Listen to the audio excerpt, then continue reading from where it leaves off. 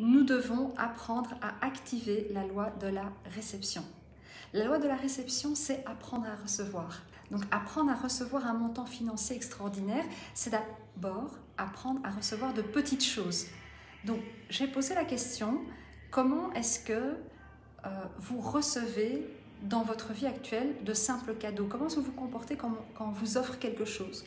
Est-ce que c'est « oh non, il ne fallait pas », donc c'est-à-dire je reçois mais je rejette de recevoir, ou est-ce que waouh, c'est génial, vous êtes enthousiaste à recevoir? Et en général, les gens qui sont enthousiastes à recevoir, quand on pense à eux, on n'a qu'une envie, c'est de leur donner encore plus, parce qu'on n'a qu'une envie, c'est de voir ce pétillement, ces yeux.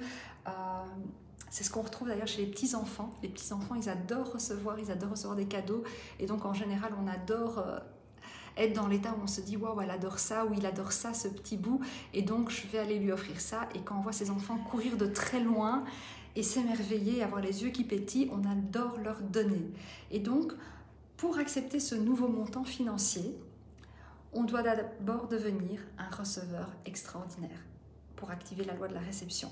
Et puis on a encore affiné ça, parce que ça c'est le côté positif de la loi de la réception.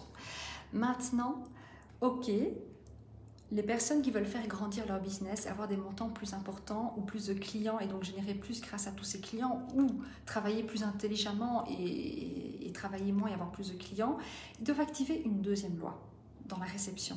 C'est activer la partie un peu plus négative entre guillemets, c'est que quand vous activez cette loi de la réception, il faut aussi apprendre à recevoir les challenges correctement.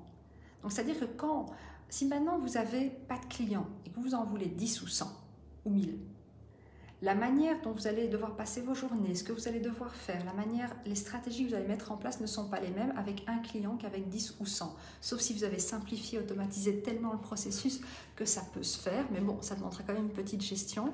Et donc, la manière dont vous allez recevoir le challenge, c'est-à-dire est-ce que vous allez tenir l'énergie, est-ce que vous allez garder le même enthousiasme à accueillir les 100 ou les 1000 clients que quand vous en aviez que 1 ou 2 à gérer.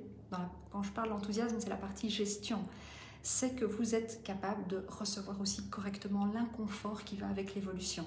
Et donc, au plus vous allez devenir un receveur extraordinaire de challenges, qui sont des challenges de très bonne qualité, puisque c'est un challenge de croissance, ou d'inconfort, ou garder l'énergie quand il y a la peur ou le doute qui s'installe. Donc, si vous êtes capable de recevoir cela, et parfois on dit même encaisser au niveau de nos finances, on encaisse un chèque. Ben, si vous êtes aussi capable d'encaisser le chèque, mais que vous êtes aussi capable d'encaisser les chocs émotionnels parfois qui vont avec l'évolution et la croissance, alors vous devenez un excellent receveur et vous êtes prêt à manifester des finances extraordinaires. Donc voilà, ça c'est ce qu'on vient de terminer de développer aujourd'hui.